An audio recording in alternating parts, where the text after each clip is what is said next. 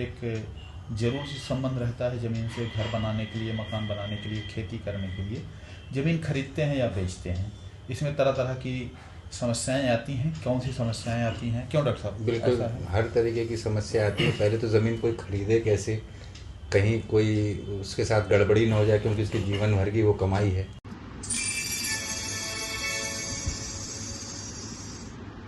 इसमें ज़रूर पूछना चाहूँगा, जब हमने सारी प्रक्रिया पूरी कर ली, हमने एक फ्रेश ज़मीन एक ले ली है, अब हमें क्या करना चाहिए जिससे कि आगे चल के उस पर कोई दिक्कत ना आए, या कुछ ऐसी चीज़ें को आप बताइए जिससे हमारे व्यूअर्स को ये जानकारी दे।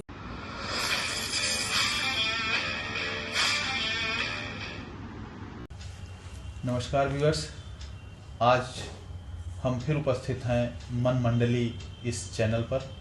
मैं डॉक्टर लाल कृष्ण, मैं डॉक्टर सुमित मिसूरिया। नमस्कार व्यूअर्स, मैं मुकेश कुमार सिंह। आप हमारे बीच नायब तहसीलदार जी हैं, श्री मुकेश कुमार जी उपस्थित हुए हैं। तो आजकल जो हमारी चर्चा का विषय है, हम लोग ज़मीन बहुत ही महत्वपूर्ण होती है, इसलिए हमारे पास विशेष रूप में नायब तहसीलदार साहब आए हैं, क्योंकि हम सब लोगों का एक ज़रूर सी संबंध रहता है ज़मीन से, घर बनाने के लिए, मकान बनाने के लिए, खेती करने के लिए। ज़मीन खरीदते हैं या बेचते हैं, इसमें तरह तरह की समस्याएं आती हैं। कौन सी समस्याएं आती हैं, क्यों डॉक्टर साहब? बिल्कुल हर तरीके की समस्या आती है। पहले तो ज़मीन कोई खरीदे कैसे, कहीं कोई उसके साथ गड़बड़ी ना हो जाए, क्योंकि उसके जीवन भर की वो कमाई है। फिर उस पर कब्जा ना हो जाए, तो ये काफ़ी सारी चीज़ें होती हैं जिसके बारे में नायब साहब हमारे कुछ एक्सपर्ट ओपिनियन अपना देंगे।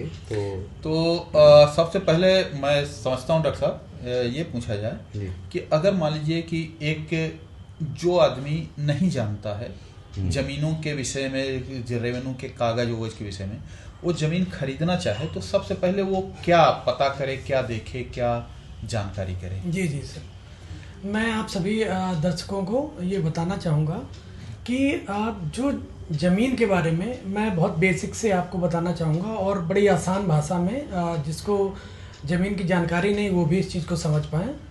आप ज़मीन के बारे में, जिस ज़मीन को हम लोग खरीदने जा रहे हैं या ख़रीदना चाहते हैं, वो कृषक ज़मीन भी हो सकती है, और प्लॉट के रूप में जो मकान बनाने के लिए नॉर्मली आप लोग रेजिडेंशियल उसके लिए जो ज़मीन एक्वायर करना है, बहुत छोटा हिस्सा ज़मीन का टुकड़ा जिसको आप भूखंड कह सकते हैं, इस तरह की ज़मीन लेने के लिए आपको सबसे पहले ये देखना होता है कि वो ज़मीन जो है आपकी किस क्षेत्र में है, यानी कि जो राजस्व में उसको रेवेन्यू विलेज कहते हैं, जिसमें वो ज़मीन अवस्थित है, वो किस गांव में है या शहर के किस हिस्से में, उसको रेवेन्यू विलेज से आइडेंटिफाई हम लोग करते हैं। तो उस भूमि को आइडेंटिफाई करने के लिए एक यूनिक आइडेंटिटी है जिसको हम लोग गाटा संख्या से जान रहे हैं। तो हर एक कृषक का एक गाटा संख्या रहता है जिसका वो भूस्वामी होता है, जिसमें उसका नाम रहता है। उस गाटे में कई सारे भी कृषक हो सकते हैं जिसको हम लोग उस सहखातेदार के रूप में उन लोगों को जानते हैं। तो अगर आप ज़मीन मैं ये जानना चाहता हूँ कि अगर वो जानना चाहे, जैसे हम खरीद रहे हैं कि हमारी ज़मीन किस गाटे में है, तो ये हम कैसे जानेंगे? आप जैसे कि आपने डिसाइड किया कि आपको ये नंबर नहीं पता है कि ये गाटा संख्या कौन सा, लेकिन आप ये जानते हैं कि हाँ फला व्यक्ति से हमें ये ज़मीन क्रय करनी है। जैसे मान लीजिए कि डॉक्टर साहब भी बैठे हैं हमारे बीच में, तो डॉक्टर साहब जैसे हैं सुमित जी हैं, सुमित जी से जैसे मुझे या सर को ज़मीन खरीदनी है, तो मैं नहीं जान रहा हूँ या डॉक्टर साहब को भी नहीं पता है कि गाटा संख्या उनका कौन सा है, और मैं खरीदने जा रहा हूँ, मुझे भी गाटा संख्या नहीं पता है। तो हम लोग क्या कर सकते हैं, उसकी दो प्रक्रियाएं हैं जो सरकार ने हम लोगों को इस चीज़ को बताया है। ज़मीन का जो रिकॉर्ड है वो हम लोगों के अधिकार अभिलेख, जिसको हम लोग खतौनी कह रहे हैं, उसमें उसका रिकॉर्ड रहता है। अब खतौनी जो है वो गाटा संख्या या कृषक के नाम से हम लोग उसकी पहचान कर सकते हैं।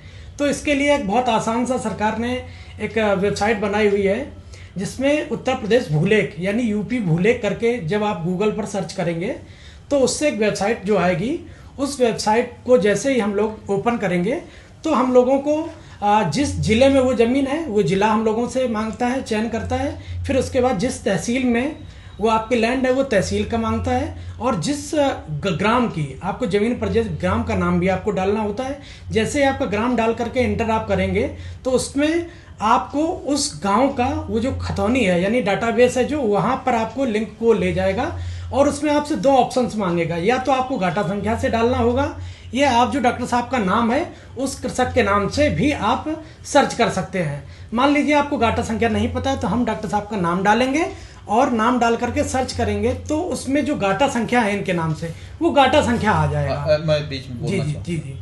अब जैसे ठीक है गाटा संख्या आ गई, लेकिन हम जो जमीन खरीद रहे हैं, जी। हो सकता है डॉक्टर साहब के नाम कई गाटा संख्या हो। जी। हम जो जमीन खरीद रहे हैं वो फला यही गाटा है, ये हम कैसे जानेंगे? जी।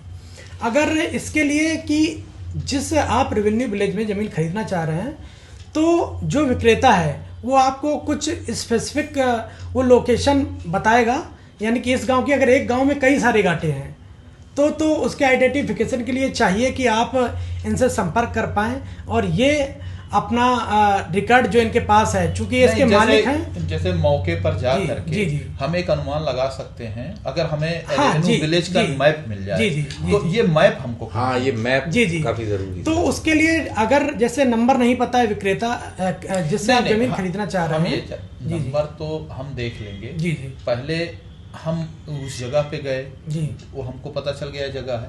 अगर हमारे पास रेवेन्यू मैप है, क्या है कि हम लेखपाल से कहते हैं तो दिक्कत आती है, तो हम मैप कहाँ मिलेगा? जी। उसके लिए भी जैसा मैंने अभी आपको बताया कि जो यूपी भूलेख करके जो आपका उससे खतौनी निकल जाती है, इससे एक ऑफिशियल वेबसाइट भी है गवर्नमेंट ऑफ यूपी की, board.up.nic.in, ये ऑफिशियल वेबसाइट है बोर्ड ऑफ रेवेन्यू की जी, बोर्ड ऑफ रेवेन्यू की वेबसाइट है। इसको जैसे ही आप वेबसाइट को लॉगिन करेंगे, जैसे इंटर करेंगे इस वेबसाइट को, सर्च करेंगे गूगल से, तो आपका जो होम पेज खुलेगा उस पर सर क्लियरली ये दिया हुआ है कि संबंधित ग्राम का सजरा या नक्शा, जिसको कहते हैं ग्राम का नक्शा, वो आपको लिंक ओपन रहेगा, वो आपको शो करेगा है कि हम नक्शे से उस गाटा संख्या का पता लगा सकते हैं। जी। और कभी कभी ये होता है कि वो गाटा जो हम मौके पर देख के आए हैं, पता चला कि आपके नाम है ही नहीं, या वो गाटा पीछे की तरफ पड़ रहा है, आगे नहीं पड़ रहा है, तो ये भी हो जाता है। ये कैसे देखेंगे कि वो गाटा इनके नाम है कि नहीं है? जी। और फिर ये है कि जो लोकेशन है, कभी कभी सड़क दिखाते हैं और बीच में एक सरकारी पट्टी है या कुछ ऐसा आ जाता है, तो ये कैसे हम देखें नक्शे से और खतौनी से मैच करें? उसके लिए तो सर जैसा आपने भी बताया कि जो विक्रेता का है, जिससे आप लैंड परचेज कर रहे हैं, जिससे आप जमीन खरीद रहे हैं, उसको मौके पर जब ले जाकर के आपने भौतिक स्थिति वहाँ की देख ली कि रोड बना हुआ है मौके पर, इसके बाद इनका नंबर शुरू हुआ है जिसको हम लोग मैं खरीदना चाहता हूँ। तो इस जो भौतिक स्थिति है, जो इसका मिलान हमारा जो भूलेख मैप है जिसको हम लोग वेबसाइट से देख पा रहे हैं उससे मिलान कर लेंगे। और अगर आपको चाहिए तो वहाँ के जो क्षेत्रीय लोग हैं जो आपके टच में हैं, जो परिचित हैं, उनसे भी उसका आइडेंटिफिकेशन करा सकते हैं। अगर आपके इजिली आपको अवेलेबल हो जाता है वहाँ का लेखपाल, तो उससे भी आप संपर्क करके इसको आइडेंटिफाई। ये तो डॉक्टर साहब मैं तो ये मानता हूँ,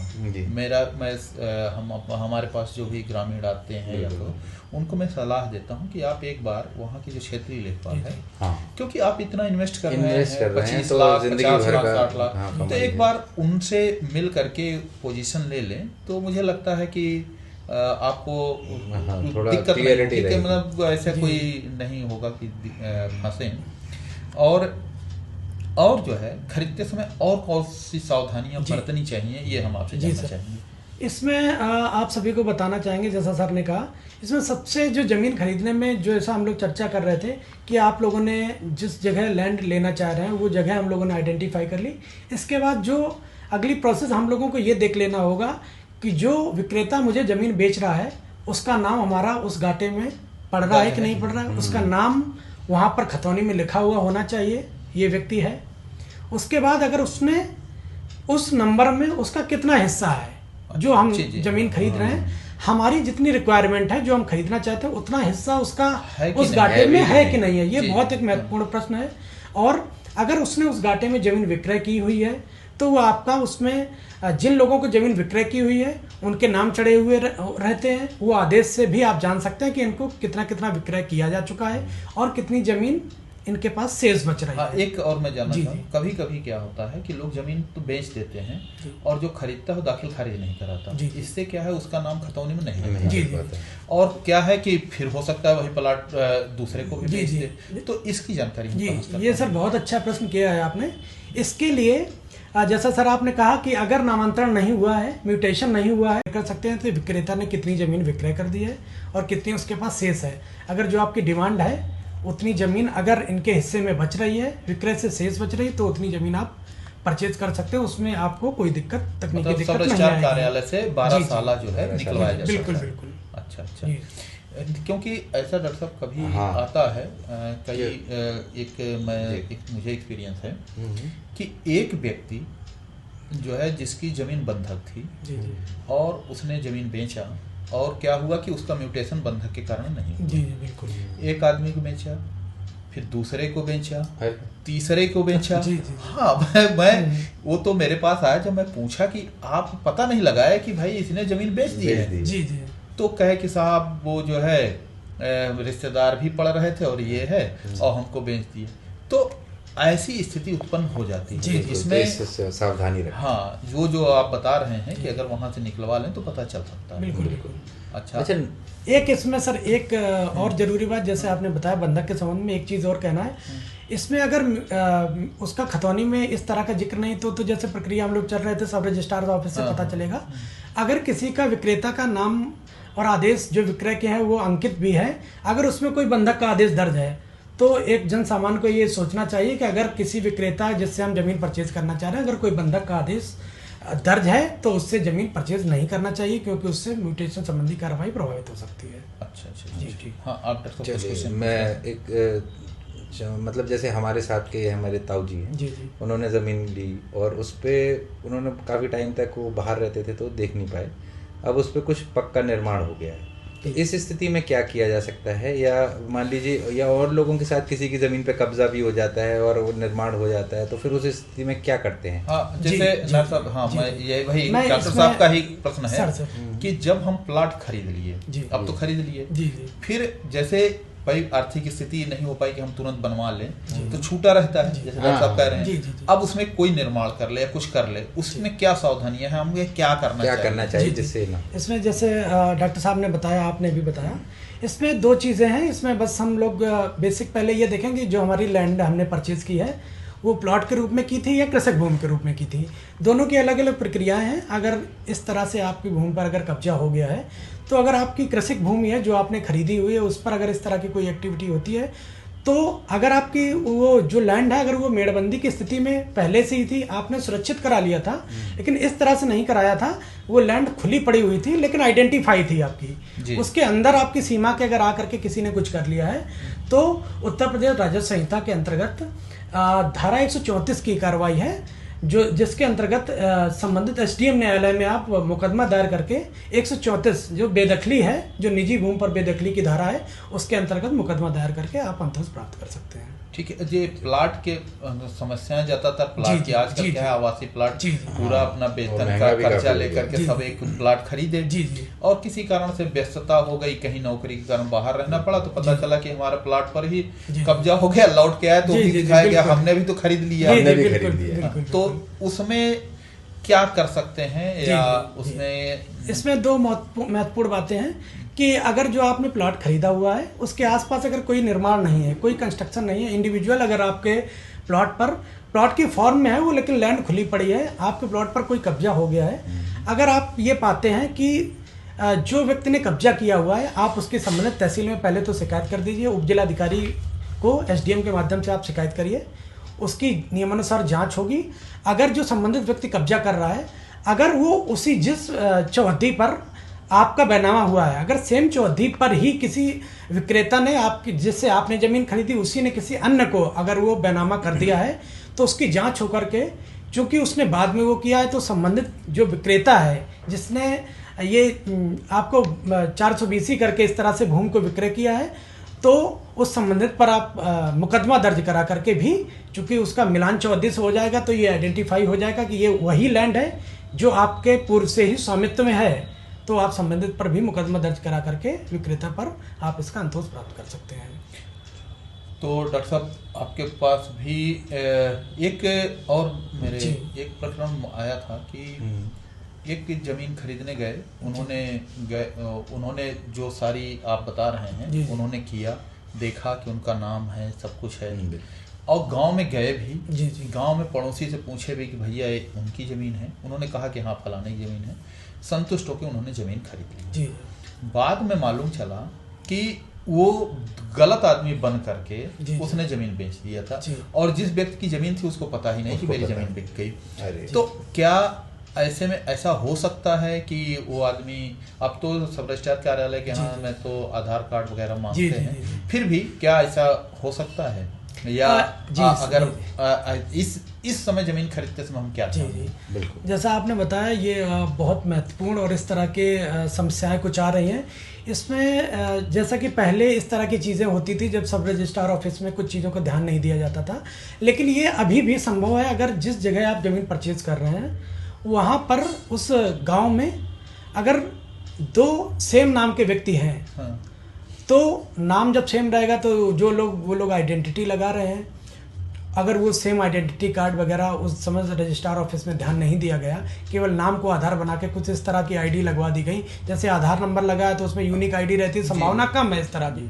लेकिन अगर ऐसा हो रहा है तो जब आप इस तरह की एक्टिविटी आपको संज्ञान में आती है तो संबंधित जो बैनामा हुआ है, जो हो गया है अगर बैनामा, तो उसमें आप बैनामा कैंसिलेशन के लिए सिविल कोर्ट में जा सकते हैं। वहाँ सारे साक्ष्य और वो दे करके संबंध के खिलाफ सिविल कोर्ट से कार्रवाई की जा सकती है। मैं भी जानना मतलब ये भी कि जो गवाह होते हैं बैनामे में, तो क्यों ना हम एक गवाह उस गांव का ही एक व्यक्ति ले लें, क्यों डॉक्टर साहब? बिल्कुल, ये क्योंकि वो भी पहचानता, वो भी पहचान रहेगा, वो भी डरेगा कि अगर गलत आदमी को हम पहचान कर लें। कभी कभी होता है कि जो जमीन बेचने वाले होते हैं, जो कह रहे ये है बड़ा चोरी से दे रहे हैं, बड़ी सस्ती दे रहे हैं, और नहीं तो दूसरे ग्राहक लगे हैं, ये भी बताते हैं कि वो तो इतना मत दे रहे हैं, ये कर रहे हैं, तो उसमें ये फ्रॉड हो जाता है। तो इसमें मुझे लगता है, जहाँ तक मैं मानता हूँ, मेरा वो है सजेशन है कि उस गांव के किसी व्यक्ति को आप उस बैनामे में गवाह के रूप में शामिल कर लें। ये अच्छा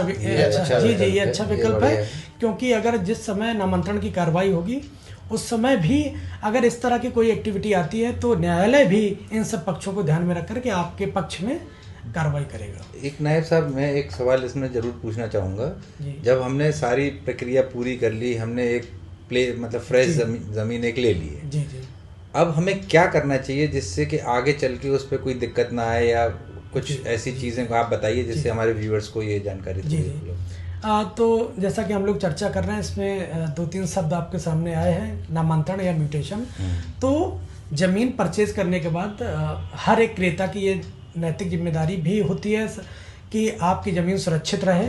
उसके लिए आपको ही पहल करना है। संबंधित तहसील में आप लोग एक प्रपत्र 11 रहता है, उसके माध्यम से आवेदन, अपना बैनामा और उस आवेदन को भर करके तहसीलदार के माध्यम से आप नामांतरण की कार्रवाई करा सकते हैं। नामांतरण की कार्रवाई होने से जो अधिकार अभिलेख है उसमें आपका नाम आ जाएगा, और अगर भविष्य में इस तरह की कोई कब्जे संबंधी होती है तो जो अधिकार अभिलेख है, खतौनी है, जिससे आपका अधिकार सिद्ध हो रहा है, उसके माध्यम से अगर कोई बिना किसी अधिकार के आपकी ज़मीन पर कोई हस्तक्षेप करता है तो तहसील के माध्यम से, प्रशासन के माध्यम से संबंधित के खिलाफ कार्रवाई करके आपको राहत दी जा सकती है। बहुत अच्छी ये जानकारी दी व्यूअर्स को, और जो उन्होंने वेबसाइट्स बताए हैं वो हम लोग लिंक इन डिस्क्रिप्शन में दे दिए जाएंगे, तो आप लोग वहाँ और डॉक्टर साहब एक और मैं कहना चाहूँ कि कई समस्याएं आती हैं, तो मुझे व्यूअर्स से ये मैं रिक्वेस्ट करना चाहूँगा, अगर आपकी कोई समस्या हो तो कमेंट बॉक्स में लिख सकते हैं, तो हम नायब साहब के माध्यम से या अन्य एक्सपर्ट के माध्यम से उसको सॉल्व करने के लिए आपको सूचना देंगे।